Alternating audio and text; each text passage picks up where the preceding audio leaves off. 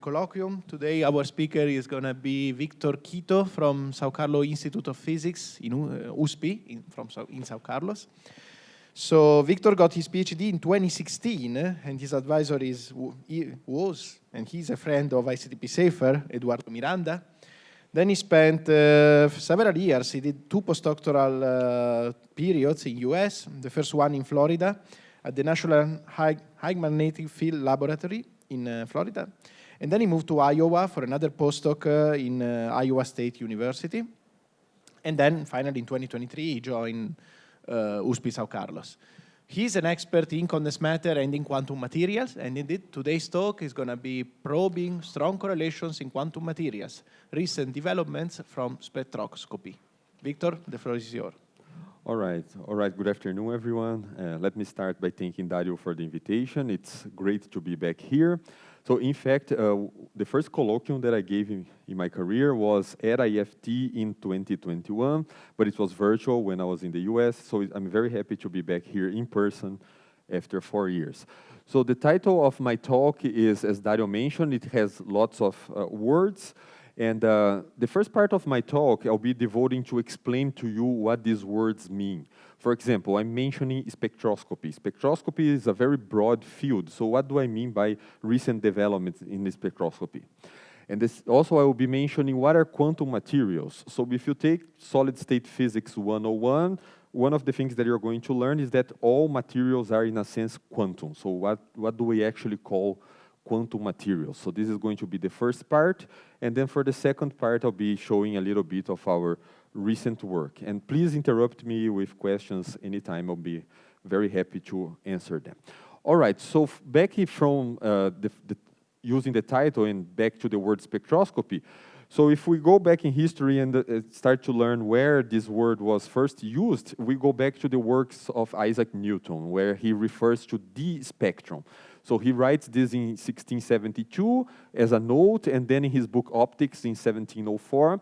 And what Newton was studying was properties of light. So he took light, for example, what we see as white light, and he passes this light through a prism. And what Newton noticed is that as you do this light gets decomposed into many colors, like a rainbow of colors. And he called this the spectrum of light. Of course, this was studied by many other people before, but I'm just putting Newton here because he was the one that coined the word spectrum. Later in 1882, Arthur Schuster took two words, one from Latin, one from Greek. So he took the word spectrum, which means image in Latin, and he glued with scoping, which means to observe in Greek. And by combining these two words, he created this word spectroscopy, that is the observation of an image. So this is the history of the word spectroscopy.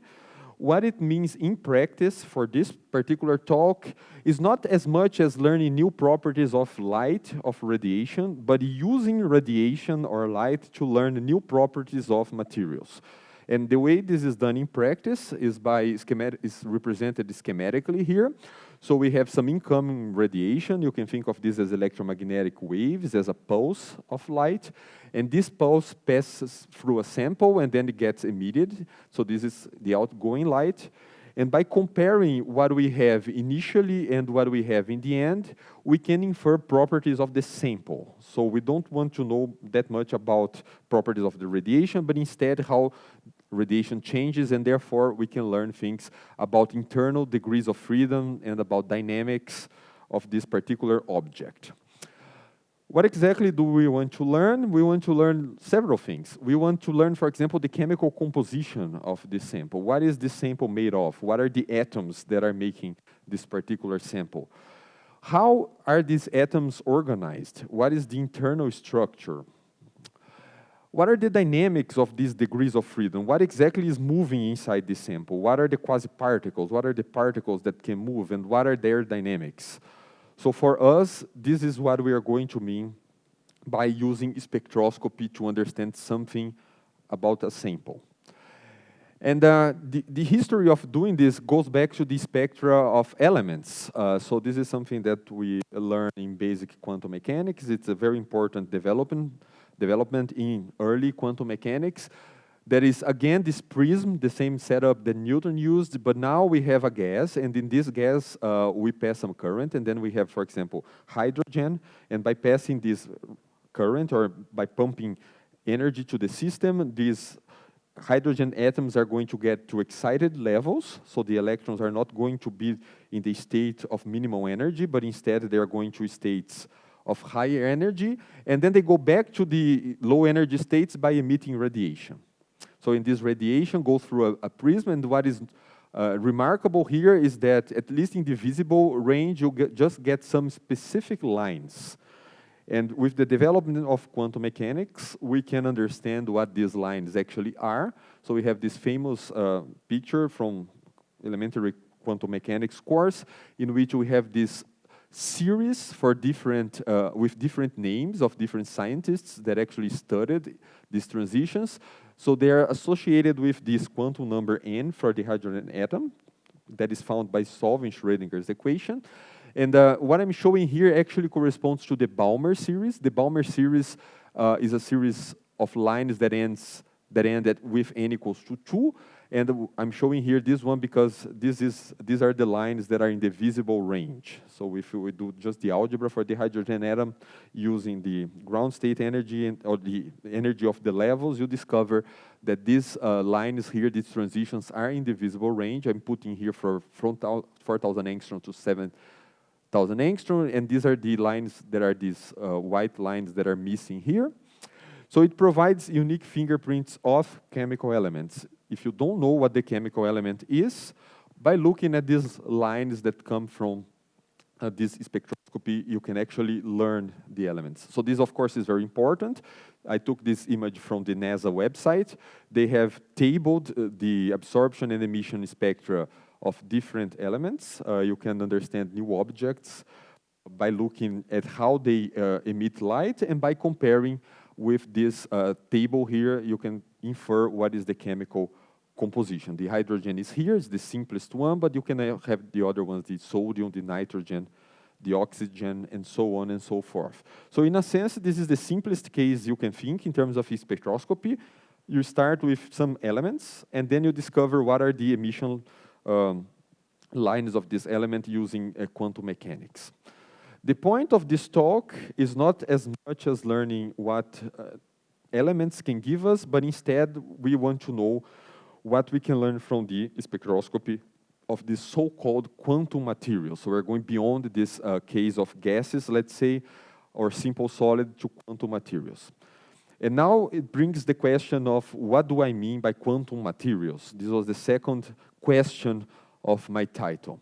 So quantum materials, what are they? So this is a definition. The definition is these are materials in which quantum effects are present in a wide range of energy and length scales. Even this is not completely satisfactory, so let me just give you a nice cartoon in case you've heard of this before. You can very well understand what quantum materials are in terms of putting what was initially called strongly correlated systems. So when I was a PhD student, what I was studying was known as strongly correlated systems in theoretical condensed matter.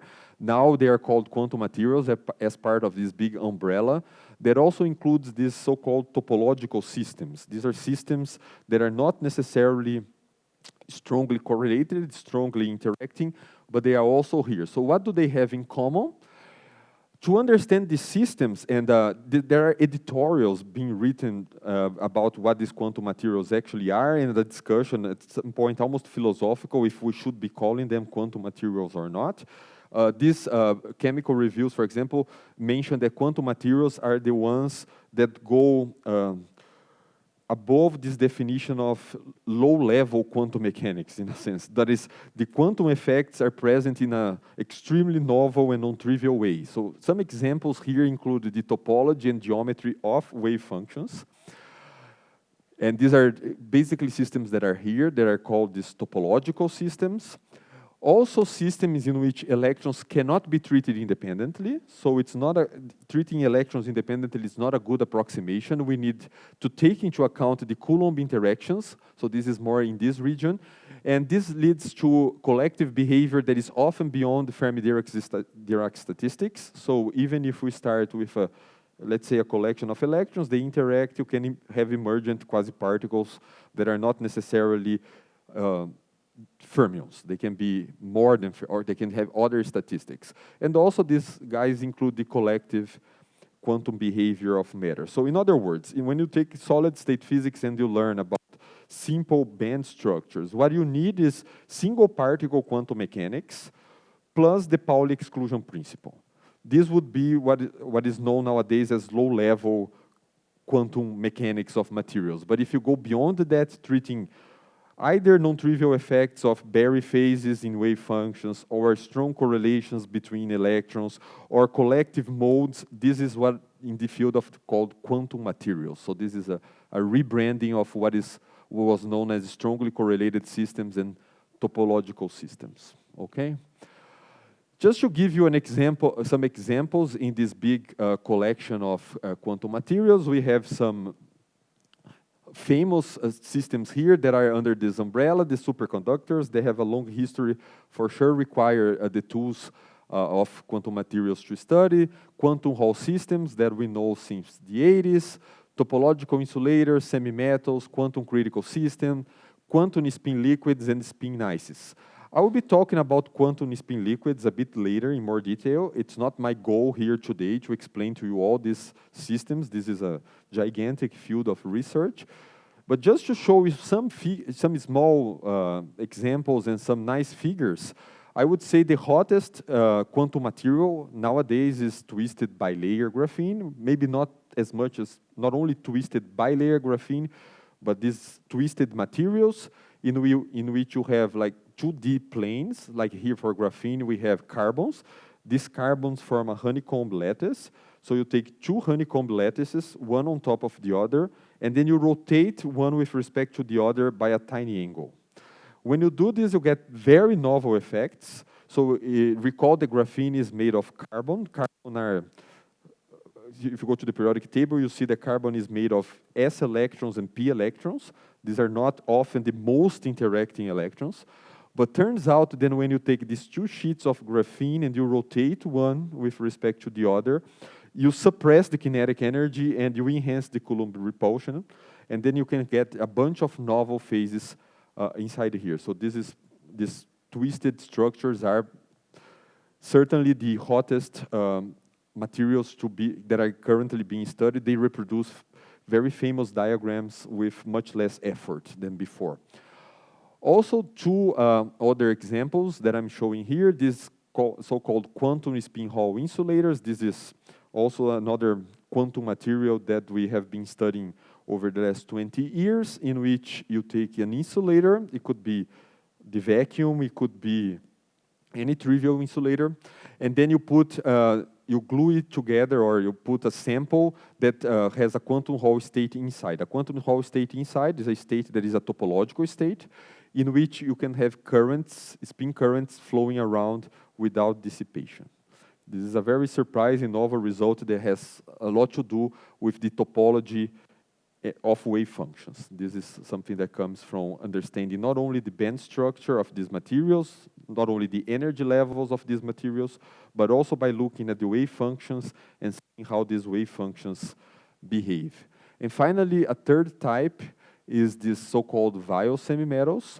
These are a cousin of these quantum spin Hall insulators. And for these vial semimetals, you get these so-called Dirac cones here, and then you get a Fermi arc. So you have dispersions here that are Dirac-like, and then you have a bunch of states in the middle that are surface states forming this Fermi arc. So here I'm just showing you a brief introduction to this big zoo of what are now called quantum materials. That is the topic, I would say, that is unifying this field of strongly correlated systems and topological systems. And as I mentioned before, in today's talk, I'll be interested in one such case. That is the case of quantum spin liquids. So I'll be devoting the second half of my talk to present it to you one particular case. I'll be solving even one model, showing you the solution of one particular model in this big family of quantum materials, okay? Do you have any questions so far? All right, so continuing here, let me now bring back these two topics. The first, spectroscopy, that I mentioned initially, that it has a long history, and now in the example of quantum materials. So the first thing that I'm going to present to you is this linear regime. So this linear regime, the idea is that, and here I'm showing as a function of time, you get a pulse. I'm showing here an electric field pulse that hits the sample. So you take a sample and then you hit it with an electric field. And then at a later time, T1, you measure some property. For example, if you put an electric field, at a later time, you can measure the electric current, for example. This is a type of spectroscopy that by looking at the effective current that you are inducing by this electric field, you can learn something about the material. This is called the linear regime. But do you still, because from the previous part, you were saying that essentially spectroscopy is like, it looks that you never measure directly the material. You measure. Yeah. Here you are saying that no, you measure the current, so you are making a measurement on the material this time, am I right? Yeah, both things can be true. If you have an electromagnetic wave, for example, you have a sample and then the sample can reflect the wave or the wave can be transmitted. And then it's a wave that it enters, then the wave that it exits. Clear. Here it's a bit different, I agree, but not that much different. You hit it with an electric field, but then you gate it. So instead of seeing the wave that is leaving, you see the current that it is producing. Okay. So it's just a different way. All of these in general that I'm showing are called pump and probe. You pump the system, you do something, you kick the system a little bit to see how the system behaves, and then at a later time, you measure something to see what is going on inside. And this has been a very successful way of measuring solid-state physics, what we now call quantum materials. It's even textbook from 1971, so in our field, this is a very famous classical textbook by Fetter and Valetka, and the theory is there, linear response, collective modes. So this is known, and this was, as I was saying, a very successful way of probing quantum materials. But what is remarkable is that over the last 50, 60 years after Fetter and Valetka, experimentally we have access to many new probes or old probes that got significantly better over time in terms of technology that allows us to look at systems with much more precision. So one example, going back to what Dario was asking about waves, so this is even a third example in which this is the photoelectric effect. You hit the sample with a pulse, and then you eject electrons. And then you look at these electrons, and then you see by momentum conservation, by energy conservation, you try to reproduce what is happening inside the sample by collecting the information. You know what is going on with the radiation here, you know the frequency, and you know what's going on. You have this electron analyzer, so you know what's going on with this outcoming electron.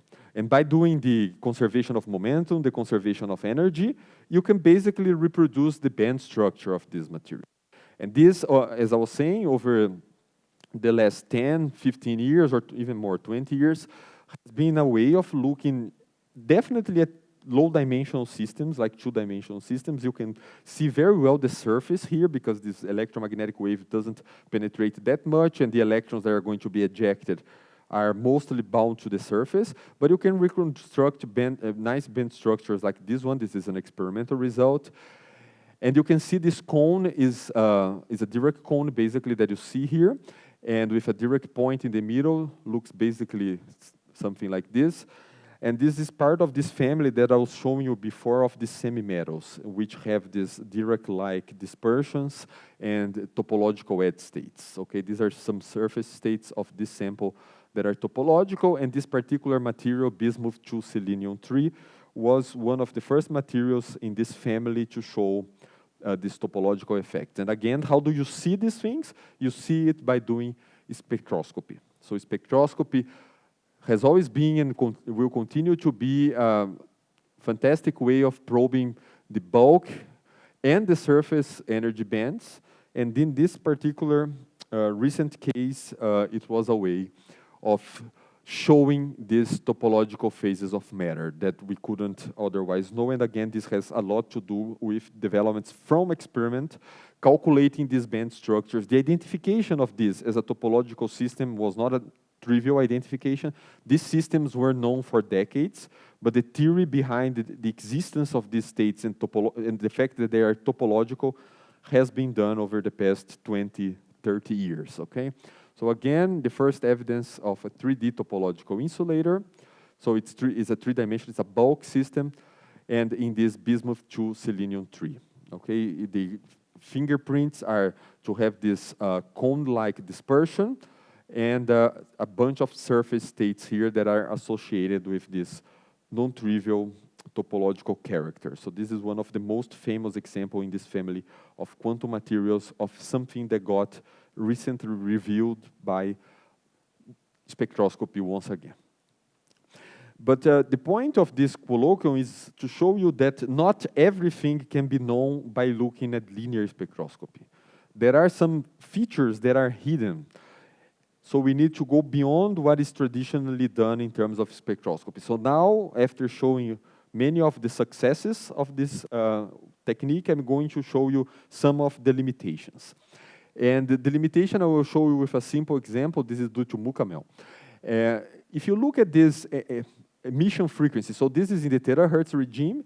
If you recall that a terahertz is 4 milli-electron volt, this is roughly 1 to 2 electron volts. So you see two peaks here in this potassium vapor. So it goes back to my second slide about the spectroscopy of elements, basically. And you look at this and you know from the theory that the potassium has 3 levels, basically. You have to consider basically a description in terms of these are the 3 lowest lying levels. But even if you do this, you can have the following question. Can I consider these 3 levels as basically the ground state plus 2 non-interacting excited states?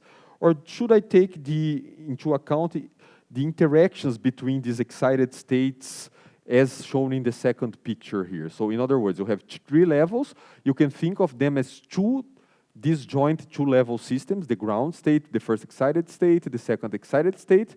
Or should I think of the 3 of them collectively as a single interacting thing?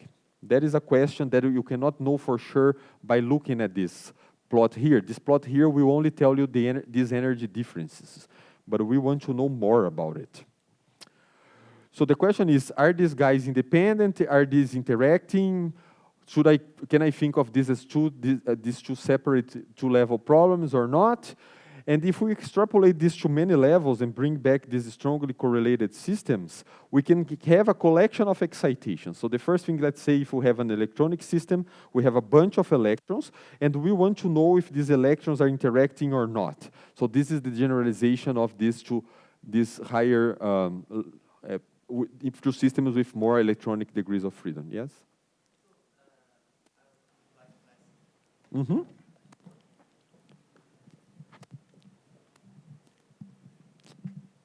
So, quick question is, what is exactly like 2 interacting excitations? What does it mean like physically? Right. So imagine if you have a system that is a system that is made of atoms, and then you have electrons, and these electrons are not so tightly bound to the atoms, so they can flow around. So this is what a metal is. So you have electrons. So, but can you consider each electron as an independent particle? The electrons have charge, so they are going to repel each other. So these electrons can repel each other. So can I think of this electron as an electron gas, in which I just neglect the interaction between the electrons? Or should I think of them as an interacting soup in which each electron gets repelled by other electrons and so on? So we want to know, we want to characterize how these we call these quasi-particles. In this case, I'm telling you about electrons that are the same as the electrons that we find in the atom. So the particles are equal to the quasi-particles. But I would like to know how much these electrons actually interact, if they are weakly interacting, if they are strongly interacting. I want to know actually if we can even think about electrons, because sometimes the electrons get fractionalized, for example. So the question here that here the problem is that your experiment is just giving you levels. these energy levels, but you don't know if these levels are, let's say, many body levels, or they are single particle levels, essentially. And these are sharp levels, in a sense, if you look at this Mukamel, because molecules or atomic gases or atomic elements are very clean in a sense, or especially molecules, because they have discrete set of levels. Right. If you go to a quantum many-body system, you're going to get a bunch of levels. So you have the additional problem of having these levels here. And if these particles interact, what ends up happening is that these particles acquire lifetimes, which means that they decay eventually. And this fact that they decay appear here as these levels becoming broad. So instead of having delta-like excitation, so direct deltas, you get Lorentzians, because Lorentzians this is the way if you compute this quasi-particle lifetimes, you're going to see that these chi's here that I'm going to define in a moment become Lorentzians, and they can start to overlap. So linear response can become very messy eventually with a bunch of levels that are broad. At some point, for some quantum materials, you're going to conclude that this is not going to give you much. So we need new tools. So if you look at the experiment, can you distinguish if that is just one level that is very broad, or many levels that are broadening? And exactly. In linear response, this is very hard. So I'm going to show a way that we are studying theoretically, and there are experiments behind, in which this becomes much more clear. That is so we say here that there is a congestion in the sense that you have so many peaks, and these peaks can start to overlap. So just to give you a spoiler, what's going to end up happening, we're going to put another axis here. So we are going to decongest.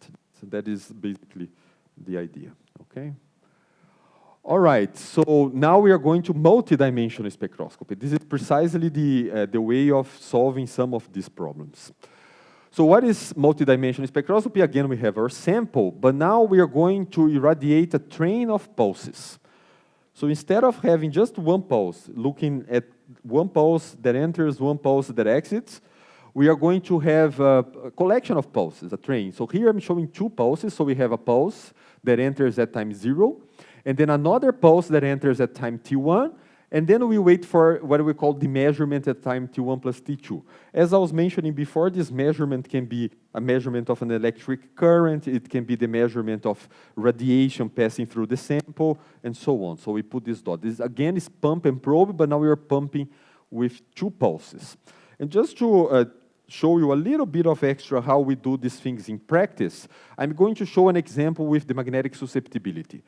So with the magnetic susceptibility, just to make it more concrete, we can write down the magnetic pulse. So these are electromagnetic waves, but I'm interested in the magnetic component, the magnetic field. So the magnetic field I'm going to call H at a time t has two things, two components. It has, if I represent this in terms of equations, it's HB at the time 0 and HA at a later time t1. So this is the pulse profile. I'm just writing as an equation what I have here. And then we can use electrodynamics. In electrodynamics, we learned that the magnetization at a time t has to do with this R, this kernel, and the electric field. So it's a convolution with the magnetic field at this time t minus s. We write it like this. This response has to be completely causal.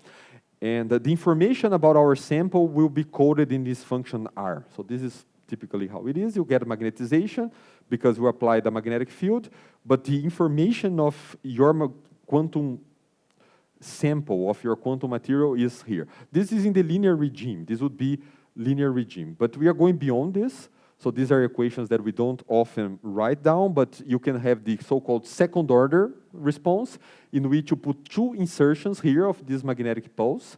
And again, I'm considering this pulse to be delta-like. So these are direct deltas, very sharp pulses. And so on and so forth. You can expand and expand and expand. Okay, so the thing is that the algebra that has to be done. Sorry, each function h nu has two poles in this particular example. Precisely. Okay. So you put this h nu, you just replace it here, this guy here, and then here, and then here. But what we are going to do in this multidimensional spectroscopy, now comes the trick. Okay, so here is M due to one insertion of the pulse, because as Dario was mentioning, these are two pulses, two insertions and three insertions of the pulse. But what we are interested in looking, we do this following trick. We do the magnetization due to the presence of both A and B, minus the magnetization due to only the presence of A. So I go back to that previous equation and I put only this term and I subtract from the total. And then I go back to the previous equation, I put only this term and I subtract from the total.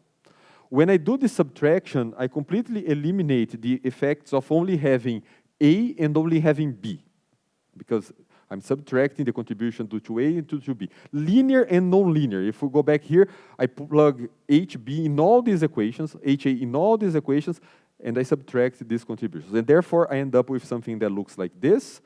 Our information about our material is coded. I'm just rewriting in terms of these susceptibilities now. And this response is already intrinsically nonlinear because all the possible terms that would be linear in these fields are subtracted when I do this. So it has to be HA times HB and higher powers. I'll be interested mostly in this first guy here that is due to pulse A and due to pulse B. You go back to the previous formula? Yeah. Okay, so suppose that now I have this mu t. If I do only the linear part, when I go to the other formula, I will get 0 because I replace. Okay. Yeah, exactly. So this guy vanishes identically because it's one insertion of HA, one insertion of HB. This is for the AB minus this thing. So the linear is gone. All the terms need to have at least one insertion of A and at least one insertion of B. But even, for example, HA squared also goes away because you're subtracting this guy. So you subtract all the contributions due to a single pulse. Okay? Any other questions at this point? All right. So, but what do we gain by doing this? First of all, experimentally, it could be a bit hard. Experimentally, this was very hard. That is why we could have computed this in the 70s and the 80s from the theoretical perspective. But experimentally, I'm going to show you, it can be very hard to have this train of pulses with phase coherence. If I don't know the relative phase of these two pulses, I can get any answer. I will not learn anything from the system. But if I have phase coherent, it's more interesting. This response is intrinsically nonlinear, but more interestingly, we need these two time intervals to be arbitrary. For theorists, I mean, I can already anticipate I'm going to do a Fourier transform. If I'm going to do a Fourier transform to frequency, I need T1 and T2 to be arbitrary. Experimentally, this is much harder because the experimentalist will have to do several measurements, varying T1, varying T2. This is what is done in the lab, but for us, if we know these functions of time, we can just perform the Fourier transformation, okay? And now we go to frequency domain. We go to frequency, which is called frequency domain, omega 1 and omega 2. And this is why it's called multidimensional spectroscopy. Multidimensional has nothing to do with the dimension of your sample. You can do multidimensional spectroscopy of a 1D chain, but it's multidimensional in frequency domain. Yeah.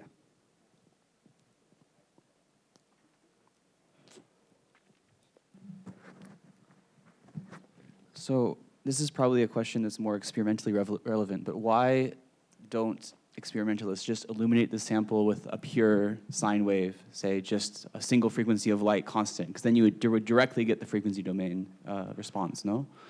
No, but you need, so this exactly, no, but in this case, if you give a monochromatic wave of frequency omega, you're going to get your response at frequency omega or 2 omega, 3 omega, and so on. But so dichromatic waves, for instance. Right. This is a bit different because these are associated. No, but if you do this, I mean, you add up the two frequencies and then you get another. You do Fourier decomposition, right? So you're not going to get. I want the full two-dimensional spectrum. I want omega 1 and omega 2 to be arbitrary frequencies. All right. So. Yeah, you can do cuts. This is actually, this has a name. I'm not, this is multidimensional because I want to really have access to the 2D plane. What you're proposing is more related to what is called second harmonic generation, third harmonic generation, in which you shine as omega and you get 2 omega as answer. Oh, no, I mean like you shine omega 1 plus omega 2 and you vary the frequency of the light you're shining. You need 2 arbitrary frequencies. Yeah, that is. All right, so 2 independent frequencies. Yeah, and here notice, the frequencies are not associated with the frequency of the electromagnetic wave. They're associated with the intervals. So I had delta-like waves. So you get the 2D spectrum by doing this, okay? And Mukamel was a pioneer in the study of solutions in which you have molecules inside a liquid, and to study this in the 1990s. But as I was mentioning before, experimentally this is harder because our energy range that we want for quantum materials is in the terahertz. And this is some experimental detail that I'm not completely familiar with the difficulties, but it turns out that doing this in the terahertz is much harder than doing this in the optical regime, okay? So this was done in the 90s in the optical regime. So going back to our example, this was actually solved. I mean, these are plots, experimental plots, and then you see the two frequencies are here, what I called omega 1 and omega 2 are these two axes. And along the diagonal, you have basically these guys, D1 and D2. But these things away from the diagonal, the only way you can get these things away from the diagonal is in the second scenario. You need transitions between excited states to reach this. If you can think of this ground state and these two states as completely non-interacting, as completely independent, you cannot get these peaks away from the diagonal. So these peaks here are the novelty, and they tell us about how this pulse is interacting with these excitations, okay? So these pulses typically are going to be not as strong as the diagonal peaks, but if you look, a lot of information is encoded here. First of all, just the existence of these peaks tell us a bit about how these things interact. And also the position, the shape, everything can tell us more about this system. So in general, going back to Dario's question, you can have many possibilities of how this multi-dimensional spectroscopy. If you want to have a current, you shine an electric pulse. If you want a magnetization, a magnetic pulse. Or polarizability is another possibility. If you want to know about lattice vibrations, how the phonons are behaving, you do it with also an electric field. How do they scale? Like in this case, you had, let's say, two levels to decide how do they talk to each other, and you needed to go to two-dimensional. Is like the relationship, how many levels, how many dimensions? No. Here you can see that from having, no, because otherwise we would have many. No. Yes. The idea is that here it's a clean case because, number one, this is, if you convert terahertz to electron volt, you're going to see that this is in the optical range, so this was possible to do in the 90s. That's okay, great. But also, other than this, you just have 4 peaks.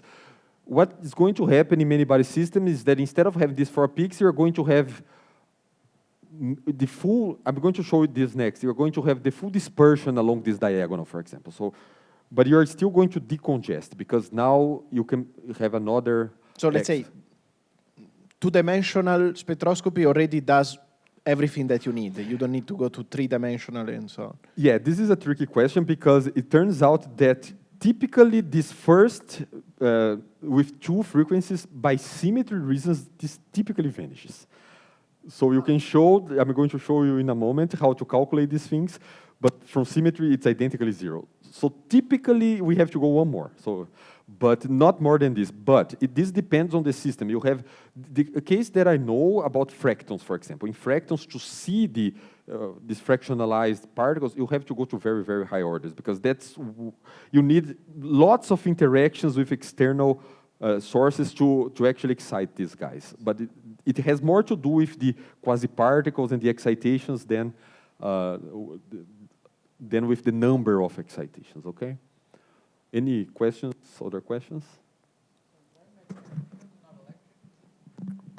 In which one? Why is it a magnetic? You want to turn on. So the excitation you're doing is with H, right?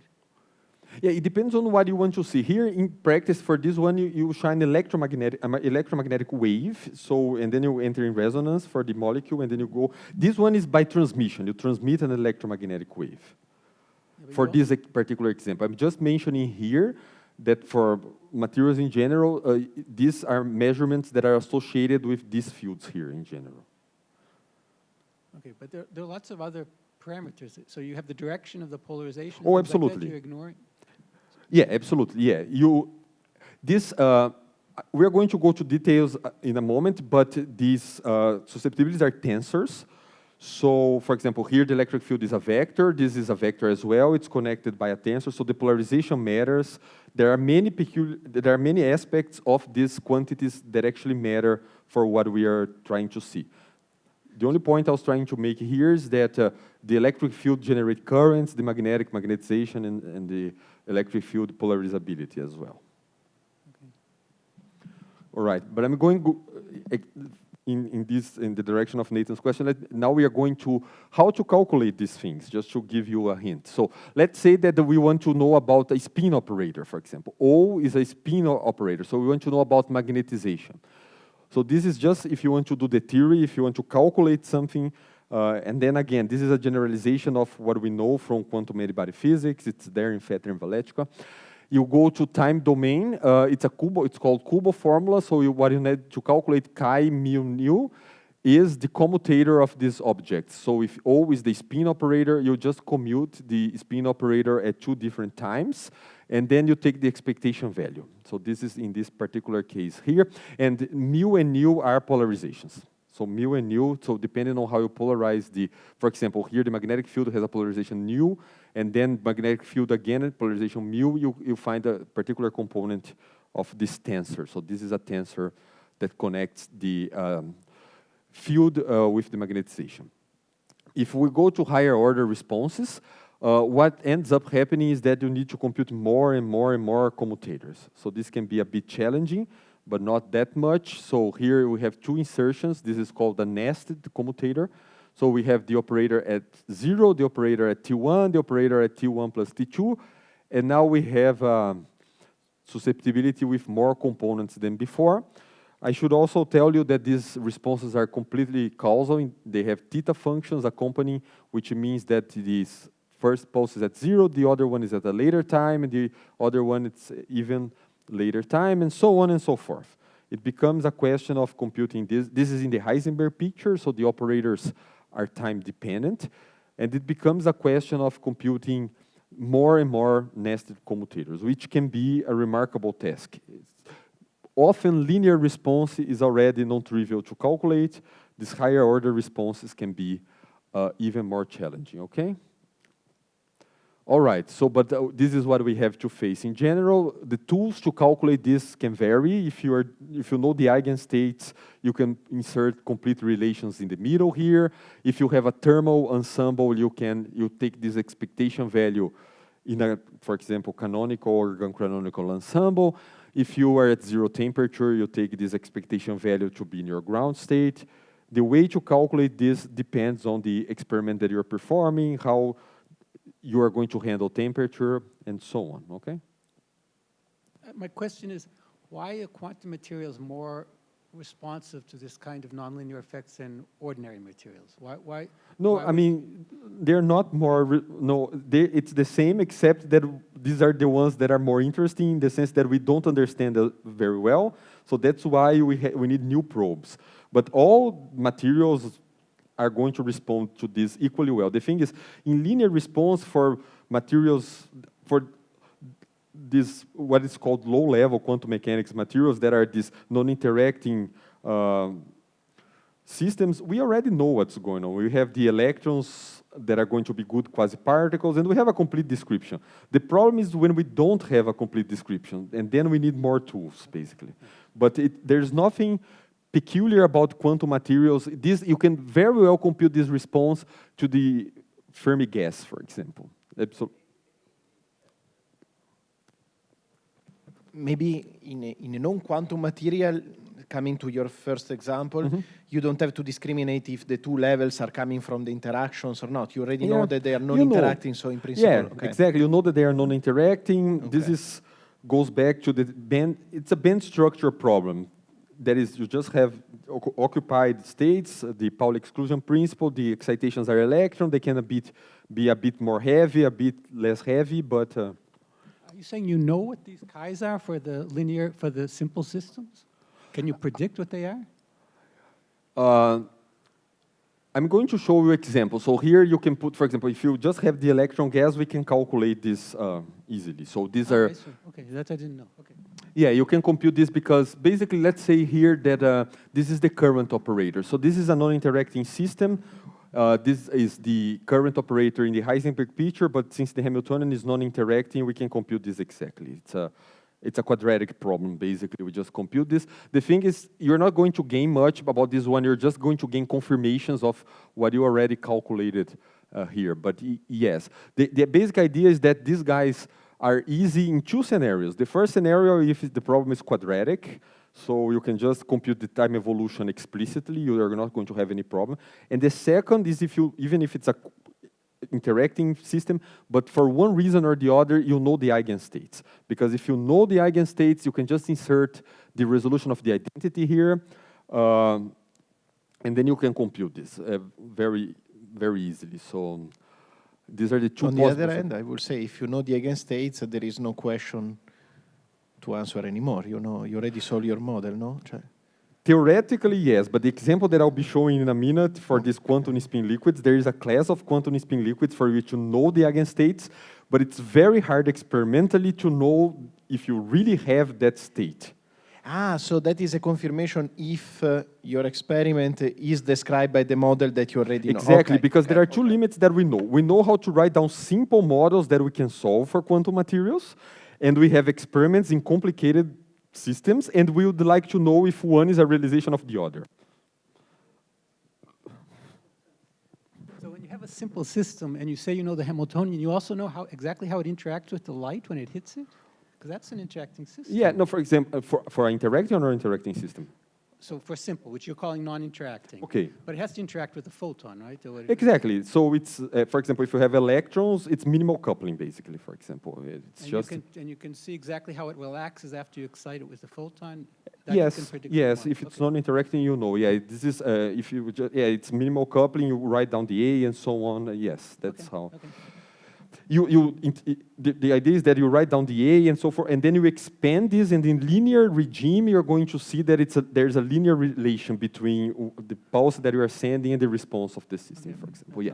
Okay. But we need always, if we're doing this game, we always need to know what to expect. We know, for example, that spins couple to a magnetic field via the Zeeman term. We know that electromagnetic waves interact with electrons via minimal coupling and so on. We need to know the interaction, otherwise, because the question is, I'm putting a spin operator and I'm proposing this, so I need to tell you that this is done via magnetic field, for example, this type of coupling, okay?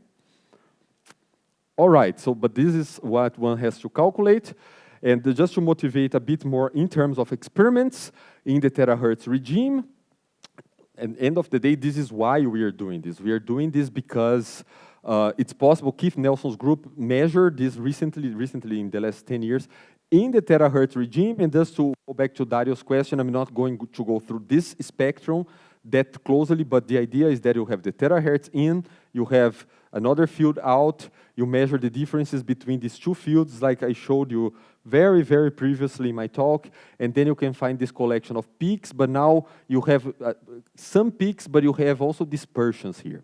I'm not going to analyze this particular 2D spectrum very in detail because I want to show you the next example in which I will go through more details, but you can already see, you can assign very specific meanings to these different peaks. So you can learn a lot about, this is a magnetic sample in which, this is in a sense more of a proof of a principle because this is a collective spin waves that we know well what they are, but it shows us that we can have a clear experimental resolution of in this terahertz regime. So this is a motivation for us to open up all these commutators and do all the algebra. This, in principle, can be seen in experiments.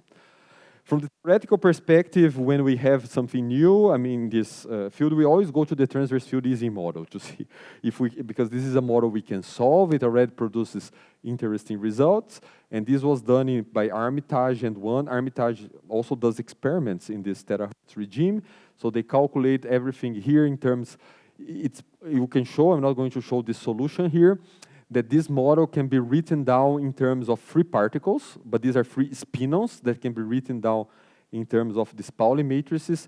And then again, to go back to the previous questions, now you have these 2D spectra here. I'm not going to give much details about these, are just cuts. These plots in blue here are cuts. But what is interesting is that now you have these two possibilities here. If these quasi-particles, the spinons, are non-interacting, if you solve just this Hamiltonian, it's going to be like this. But you can add extra terms here. In experiments, we expect to have more terms than this. And now you can see a broadening here. So you can see a broadening here, and this broadening tells us exactly how these quasi-particles are interacting. So from here to here, you can see that this is decongesting. In linear response, you only have access to this one axis here. But now you have this arrow, the perpendicular direction.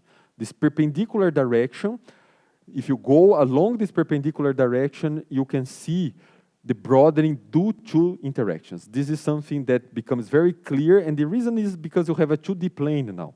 If you have only one line, you don't see this, but with the 2D plane, you see. And from Dario's question, you can already see that this is a chi with a bunch of X components, because, as I mentioned before, it turns out that the first nonlinear response vanishes, so you have to go to the second one, and the second one tells us this remarkable thing about quasi-particle lifetimes. We call this inhomogeneous broadening. This is basically the dispersion of these particles. And this homogeneous broadening is basically how these peaks are not infinitely sharp, but instead the quasi-particles acquire a lifetime, and therefore these peaks become Lorentzians, okay? So this is the main thing, the main physics that you can see by looking at this. And again, the transverse field Ising model is a great first example, and it already shows us the main features that are present in these plots here, okay? Do you have other questions at this point? All right, for the second part, it's not going to be second half, it's just the second part. I'll be showing just a little bit of what we actually did. This is our work on the spectroscopy of this particular family of systems that are spin liquids. This was done with Yihua Qiang. We started when I was a postdoc in Iowa. Yihua was a PhD student. Thais, that is my colleague in São Carlos, and Peter Orff, now he was my postdoc supervisor back in the days. Now he's at Saarland University. So just to show spin liquids, I promised before, it's a great realization of what quantum materials are. Phil Anderson, many, many years ago, called this a quantum liquid of spins. Very naively, you can imagine something like this. You take spins and put them floating in the middle of the ocean. But of course, life is much different, more different than this. A good first approximation of imagining what a spin liquid is, you go to this triangular lattice, for example, and in this triangular lattice, you put spins sitting on different sides, and these blobs here represent singlets. So these blobs representing different spins along the lattice, forming singlets. And these singlets are allowed to resonate. So this is a photograph of this state, but if you wait for a bit of time, these spins are going to be forming singlets with other guys. They are not going to be forming singlets with the same spins. So this is the proposal original by Anderson of a resonating collection of singlets, let's say. These are remarkable phases of matter. They don't order even at zero temperature, so there's no magnetization. Net magnetization is zero. They are highly correlated spins. These are exotic, they present exotic elementary excitations that are beyond bosons and fermions.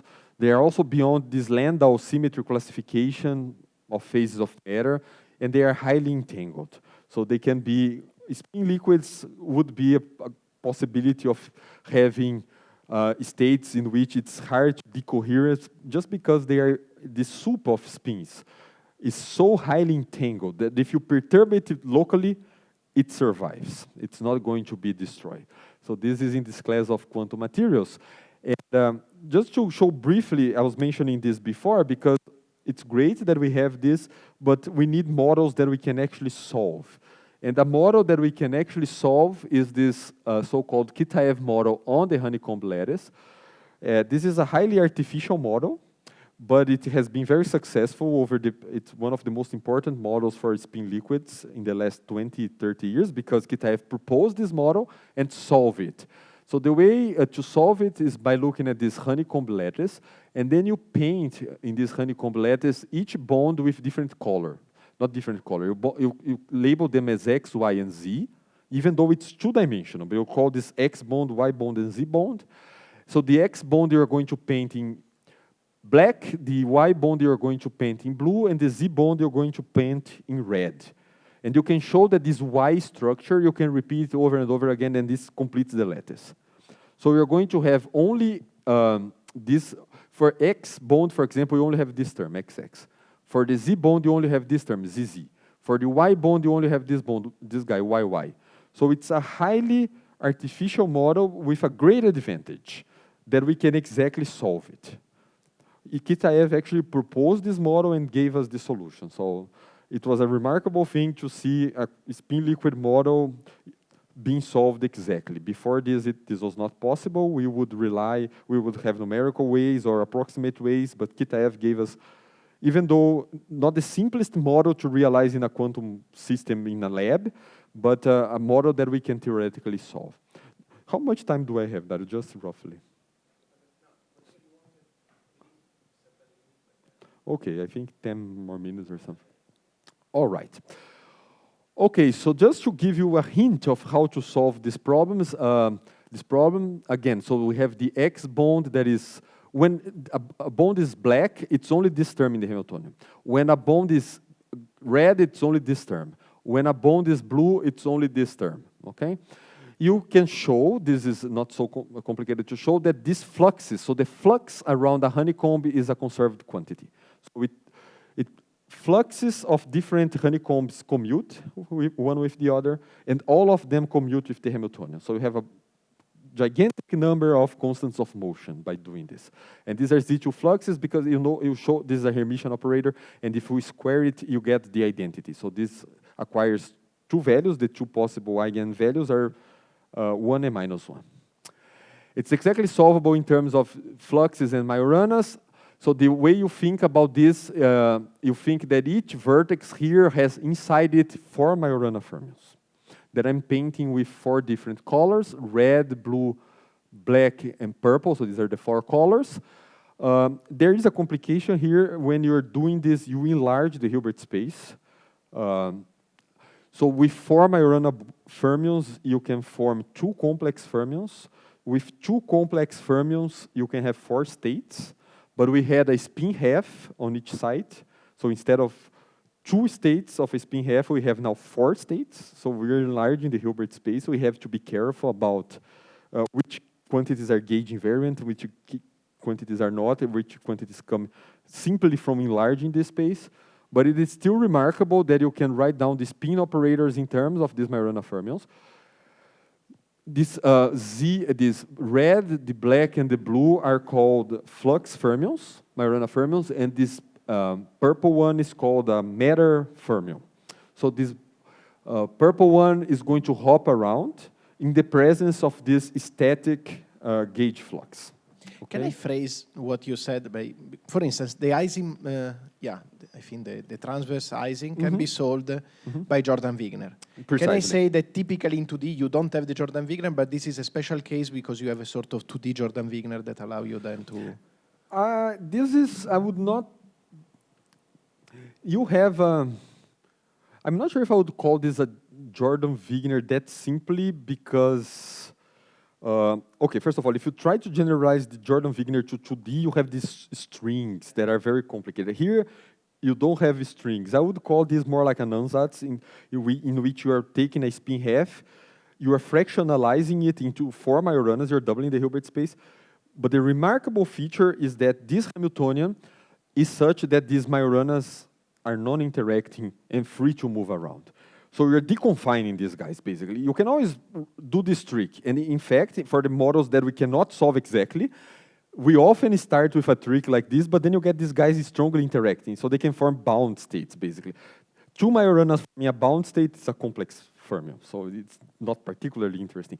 But what is remarkable here is that these guys can now, especially the C, that is this purple guy, it can move around, and as it moves around, you'll have a deconfined Majorana fermion in a system that was initially written purely in terms of spins, so it's fractionalization immediately.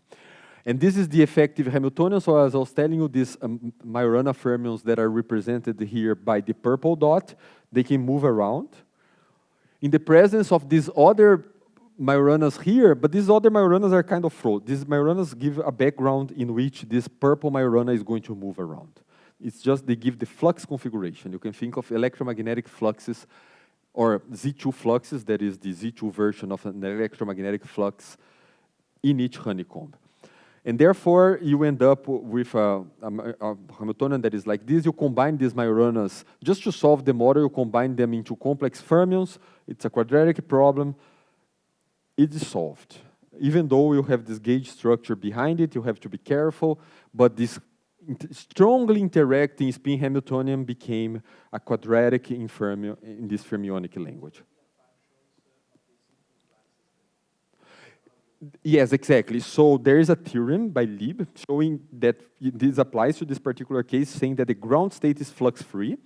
So it turns out that for the ground state, the system is translationally invariant. This is not true for excited states in which you are creating fluxes. Now you have a terrain with fluxes, this is two flux, and we have to take into account. So even though this solution looks more or less simple, it turns out that doing algebra with this is not necessarily simple. Just to show you, you have gapped or gapless phases. We represent this in this triangle, depending on the values of Jx, Jy, and Jz, which means that these Majorana fermions can be gapped or gapless, depending on the combinations of J. That's all. But it is a non-interacting Majorana problem. And the question is how to identify this state, because as I was saying, this is a nice model. We solve it analytically, or Kitaev did it.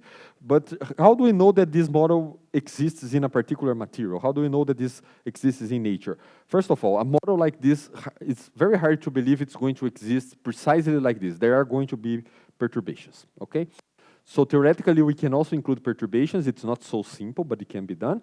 But also from the point of looking at this and identifying this physics, can we know this? And I'm going to just summarize the results. I'll go a bit faster here. So linear response, that is the simplest technique. We can compute these correlation functions here in time, but then we can go to frequency. And all that happens in this linear response is that you are creating fluxes, as I mentioned to Dario a minute ago. So the ground state has no flux. You hit it with a pulse, you create a pair of fluxes, and you go back to the ground state. That's all. And you get one peak like this, and that's it for linear response, even though you have a much richer physics behind it, okay? You can go to, again, now you start computing these many commutators. This was done by Kim's group in Toronto in 2020. And again, with these many commutators, you see that you have 3 arbitrary time delays, 1, 2, 3. So you have a 3D spectrum. Here are some cuts. And you can see a much richer physics by looking at this.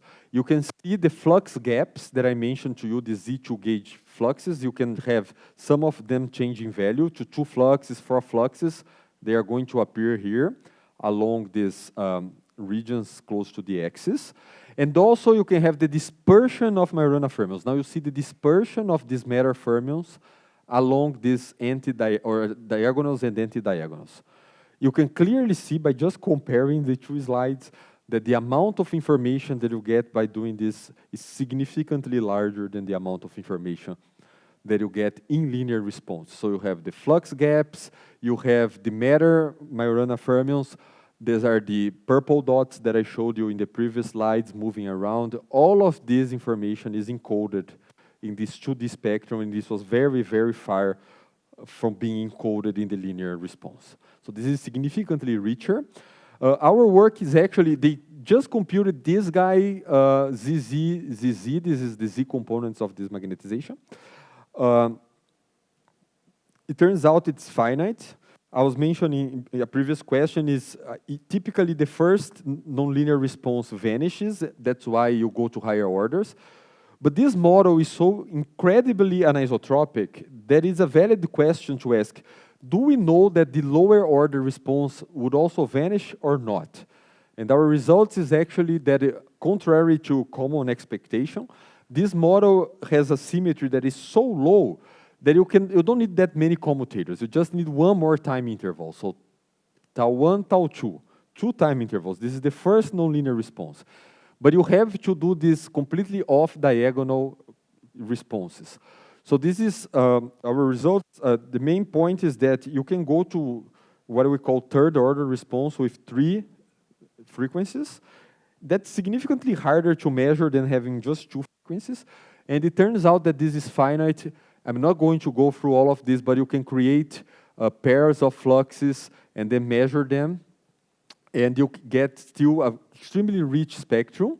You can get constructive interference along this diagonal for some processes. You can see the flux gaps. In other words, all the information is already computed in this low-order response, again, showing that what we need to do in practice when we are analyzing this nonlinear spectroscopy is to look very carefully at symmetries, to take very seriously that this is a tensor, and therefore how the components can be mixed. And even in low-order response functions that are beyond the linear order, you already see this physics.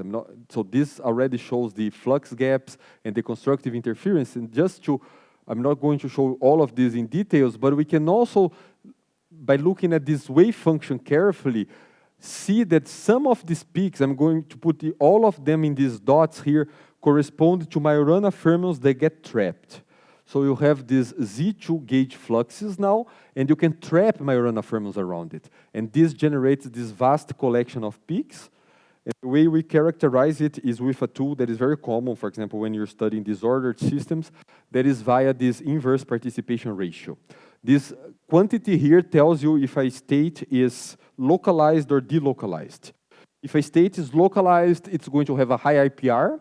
You can just, assuming that the wave function is normalized, this denominator is 1, and this numerator is much larger from a state that is localized than to a state that is delocalized. Therefore, when we're looking at these peaks, we were having a hard time to understand where they are coming from. We start to look more carefully to the wave function, and we discovered it's local physics. You create a pair of fluxes with this magnetic field. So the Z2 gauge flux is the ground state is flux-free. You create a pair of fluxes. But as the Majorana fermion starts to move around, it gets trapped like a vortex. A vortex is going to trap some states, and this gives a stronger response. So this higher order spectroscopy is also a way of trying to reconstruct what is going on in terms of these wave functions, okay? This collection of peaks in this 2D spectrum tells us if the states are actually localized or not localized. And remarkably, it turns out that even in the density of states, you have very few states that are localized, but they give a gigantic response. So they completely dominate the response function. It's a property coming from the wave functions, not from how many states you actually have, okay?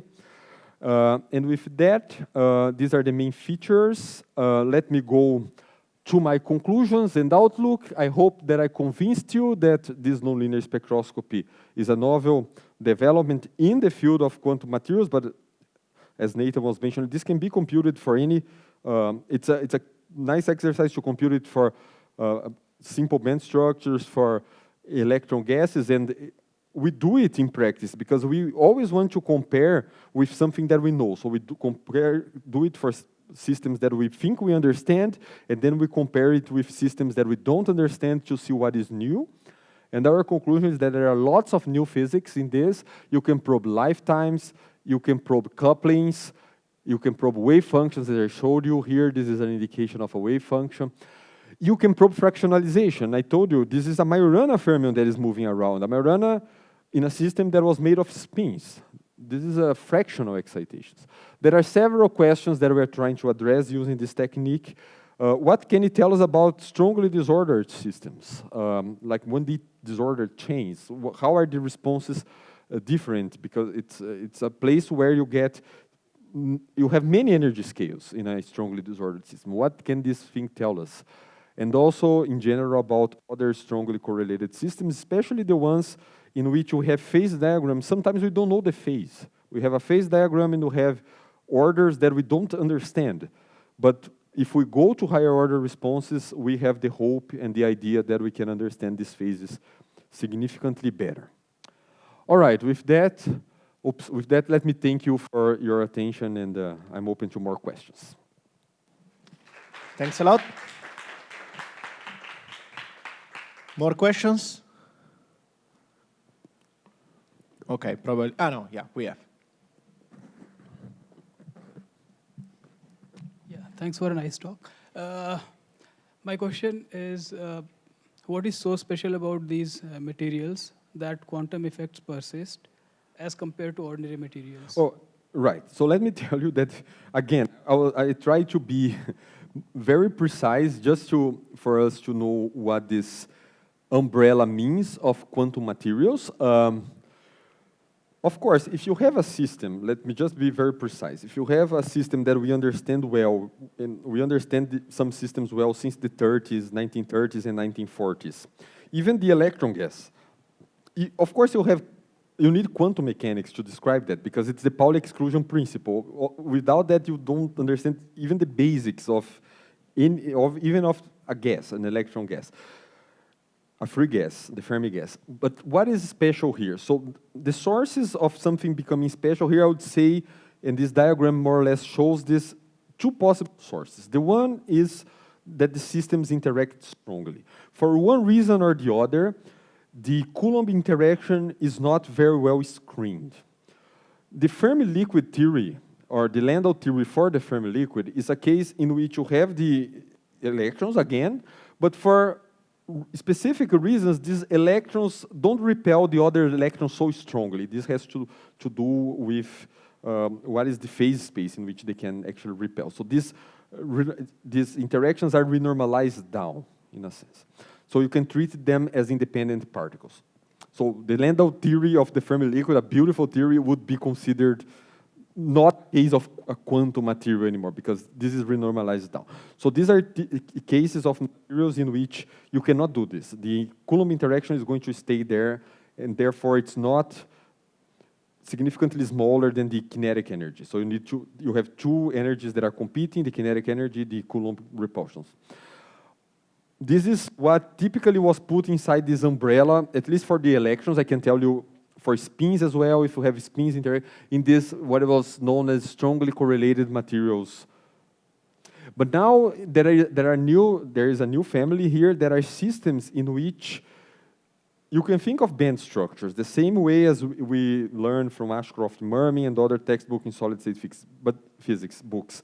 But it turns out that this description is not complete in the sense that we learned over the past 20, 30 years that these wave functions, not only the spectrum, the band structure, but the wave functions have phases that present a very special role, and these are related to this topological classification. So even in this case, in which the system is not strongly interacting, you can think, well, there are just free electrons and so on, but the wave function is such that you have non-trivial topology in this system. So this is the second class that I put here.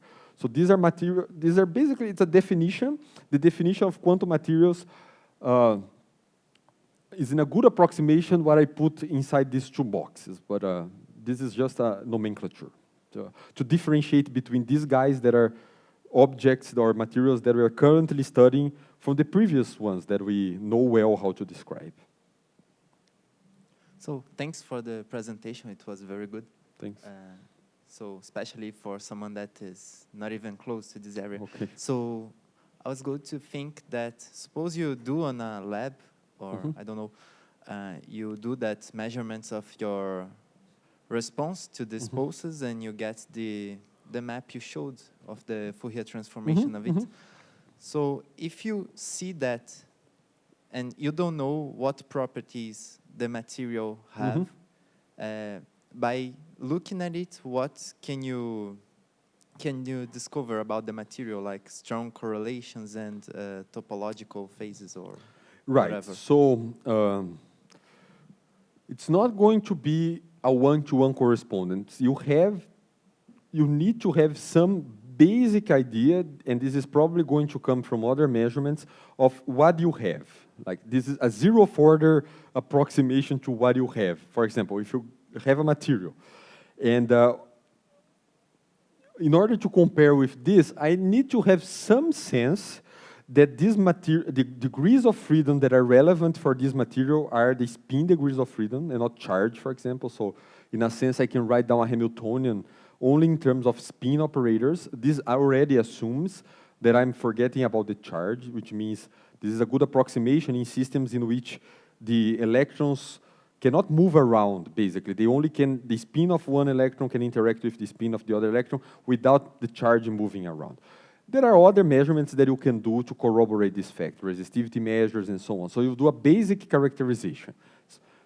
Basic characterization of a quantum material would include resistivity, specific heat, and thermodynamical measurements, and so on. If with these measures you already know what's going on, great. The thing is, if there is still some ambiguity, and often we have ambiguity, then you can, the idea is to perform something like this, but you need some modeling behind. Otherwise, you're not going to come to a conclusion. So here, if you see something like this and you have good reasons to believe, number one, that your system is described by an effective spin half Hamiltonian.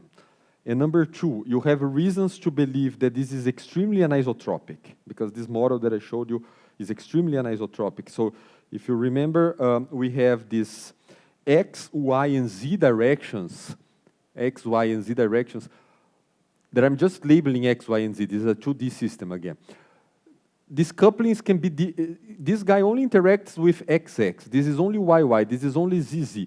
This is highly anisotropic. There's no reason for this to be XX, YY, and ZZ a priori. But it turns out that if you have some materials in which you have the so-called crystal fields and spin-orbit coupling and so on, you have reasons to believe that you are close to this regime. And then you compare.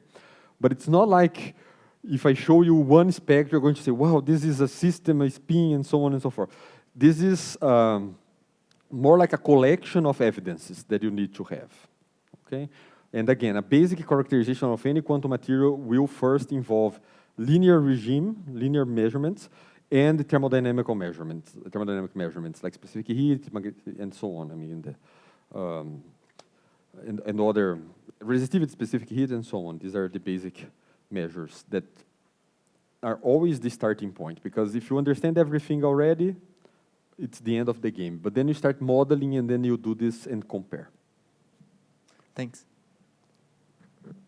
Some more? Yeah. So I have perhaps a couple of questions. So the easiest one, because I'm trying to, use my understanding of linear response to understand this as a comparison. Okay. So, for instance, in linear response, typically, you actually also have momentum on top of frequency. So here, you're always measuring zero momentum objects. Yeah. So are there people measuring finite momentum observables with these techniques? Yeah, right. This is actually, the thing is, some of these responses that I mentioned that are zero, like you linear response, and then you do the first nonlinear, it's zero. It's zero at k equals 0. So they are finite when k is finite. But what happens is that if you do this with electromagnetic waves, and you do the calculation of what is the k that you can access, since the k of light, the momentum of light, is so small, if you do this with electromagnetic radiation, you're basically probing k equals 0. It's very desirable in the future to find other ways, and we are thinking about this, and there are some works going in the direction of experimentally relevant ways of doing these responses with finite k, because then you can get much, much more information.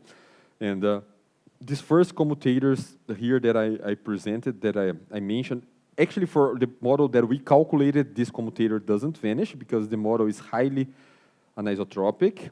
But this first commutator that I mentioned here, I'm already not, I'm only putting time, right? I'm not putting momentum here. But if you put momentum, it turns out that this guy will not vanish for finite momentum.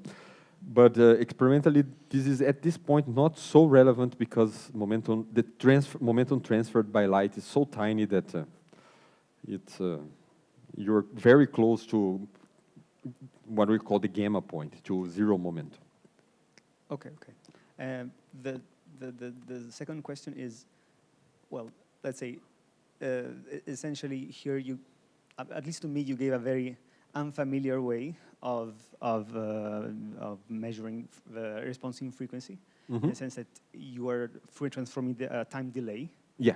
Whereas in linear response, typically the most obvious way is what Jerome was Yeah. mentioning at the beginning. You Yeah. shine a That's monochromatic right. wave, and you get a response at Yeah. that frequency, or if your system is interacting, higher order Yeah. harmonics. Because here, essentially, for these examples, you idealize with 2 delta peaks Yeah. signals, which means they're completely broadband, and the only frequency information is in the delays. Now, in experiments, the peaks are finite. Yeah. There is a specific frequency, Yeah. and to me, that doesn't look like. Well, it's finite, there is a collection of frequencies, Yeah, right? there's a collection of frequencies. Yeah. It's not the bandwidth is finite, but there's a center frequency, I guess. Yeah. So, okay, would appear to me that, for instance, if I have 2 peaks and 2 delays, I would have 4 frequencies, because there's the frequency of the 2 peaks, the main frequencies of the 2 peaks, and the frequencies of the delays. Right, but it's not the frequency of the 2 peaks. It's a pulse, so the pulse is made of a superposition of frequencies. So that's the thing. It's not going to be.